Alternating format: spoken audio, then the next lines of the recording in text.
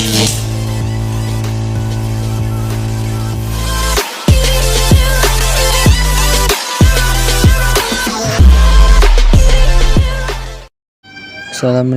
warahmatullahi wabarakatuh. Kali ini saya akan menjelaskan tentang respon bangsa Indonesia terhadap kolonialisme dan imperialisme dalam bidang pendidikan. Dan kali ini saya akan menjelaskan tentang kolonialisme. Kata koloni berasal dari bahasa lain yaitu kolonus atau kolonia yang berarti tanah jajahan atau pemukiman. Sehingga koloni berarti pemukiman satu negara di luar wilayah negaranya yang dicap sebagai bagian dari wilayahnya. Pengertian kolonialisme adalah usaha untuk memperluas, mengembangkan, menguasai suatu daerah dengan kekuasaan satu negara di luar lokasi atau wilayah negara tersebut. Untuk menguasai suatu daerah biasanya dilakukan dengan cara paksa untuk mendapatkan keuntungan sebesar-besarnya bagi Madherland atau negara induk. Umumnya kolonialisme mempunyai tujuan untuk mencari dominasi ekonomi dari sumber daya, tenaga kerja, perdagangan di wilayah tersebut. Umumnya, wilayah koloni adalah wilayah yang mempunyai bahan mentah yang banyak untuk memenuhi keperluan negara yang melakukan kolonialisme. Selanjutnya, saya akan menjelaskan apa itu imperialisme. Kata imperialisme berasal dari bahasa Latin yaitu imperare, yang berarti memerintah. Hak untuk imperare atau memerintah disebut imperium. Orang yang diberi hak imperium atau memerintah disebut imperator.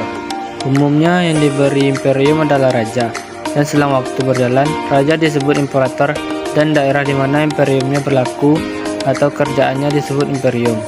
Pengertian imperialisme adalah usaha atau politik untuk menguasai negara lain atau memperluas kerajaannya dengan paksa untuk kepentingan diri sendiri yang dibentuk sebagai imperiumnya. Maksud menguasai di sini yaitu tidak perlu merebut menggunakan kekuatan senjata, tetapi bisa dijalankan menggunakan kekuatan agama, ideologi, ekonomi, kultur, asal saja dengan paksaan.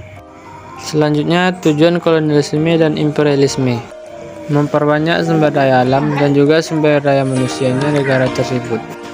Ekspansi budaya, lihat saja budaya Inggris yang dahulu melancarkan kolonialisme besar-besaran.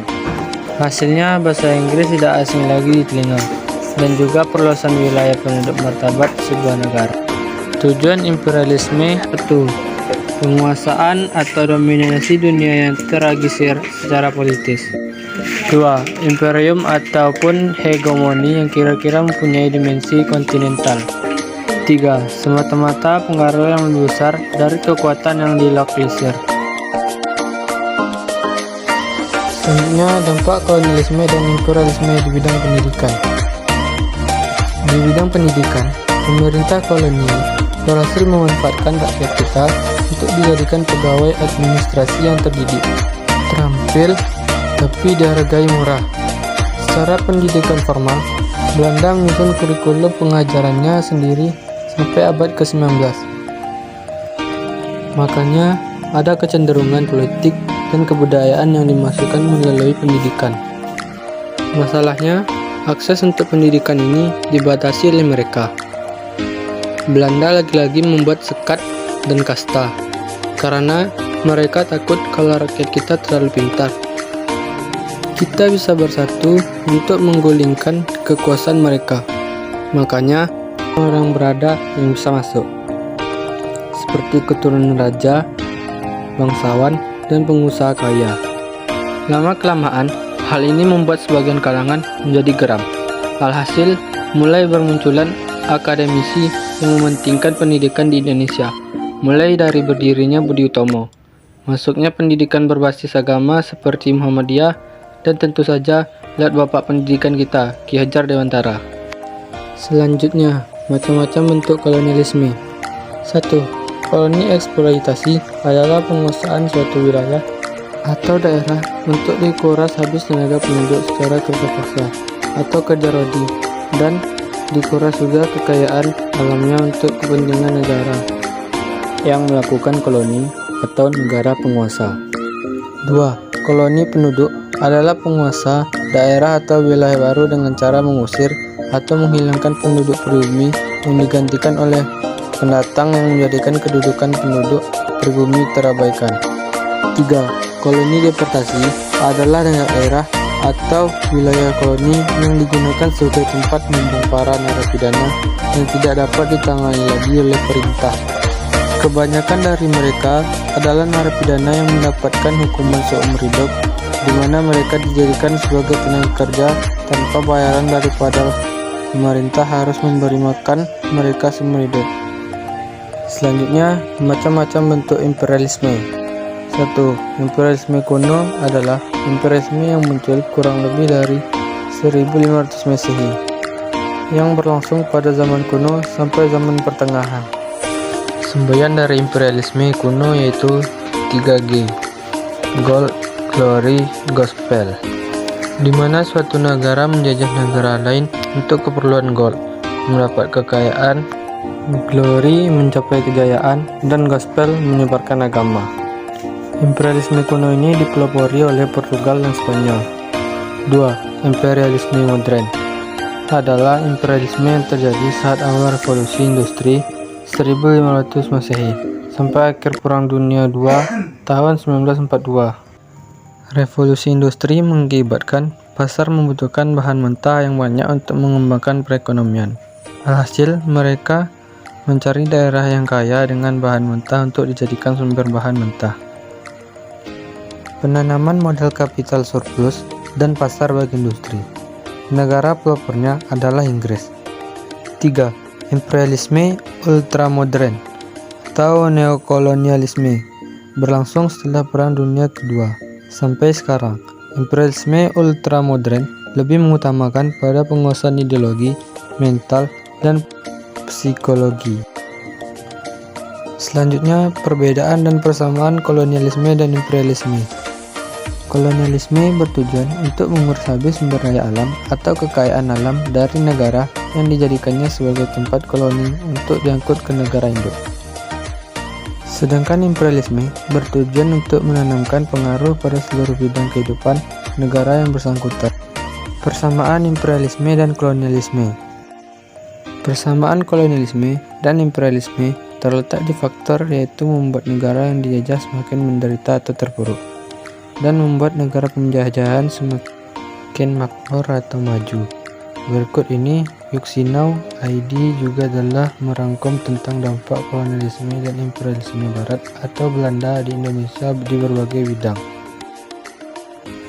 Dan selanjutnya, respon bangsa Indonesia terhadap kolonialisme dan imperialisme di bidang pendidikan. 1. Taman Siswa. Taman Siswa didirikan pada tanggal 3 Juli 1922 oleh Ki Hajar Dewantara. Ki Hajar Dewantara merupakan putra dari KPH Suryaningrat dan cucu dari Pakualam III.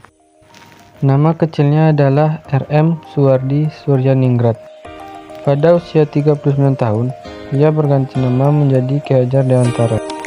Kelahiran Taman Siswa dianggap sebagai titik balik dalam pergerakan Indonesia, karena kaum revolusioner yang mencoba menggerakkan rakyat dengan semboyan-semboyan nasib dan ajaran-ajaran Marxis kebangsaan terpaksa membuka tempat itu gerakan baru yang benar-benar berasas.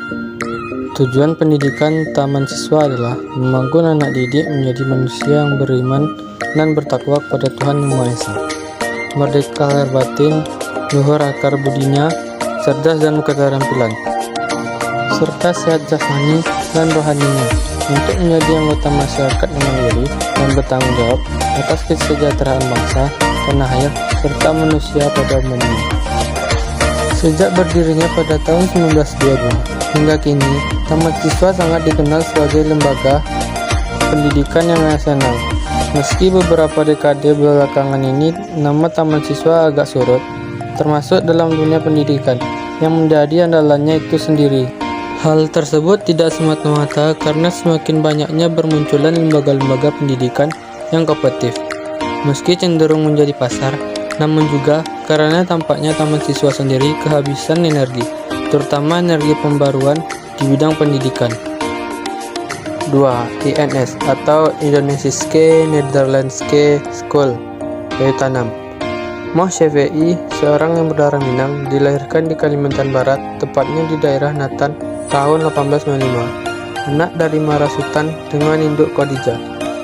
Ia menamatkan di sekolah rakyat tahun 1908, masuk sekolah raja atau sekolah guru, lulus pada tahun 1914. Kemudian beliau hijrah ke Jakarta dan menjadi guru pada sekolah Kartini selama 6 tahun.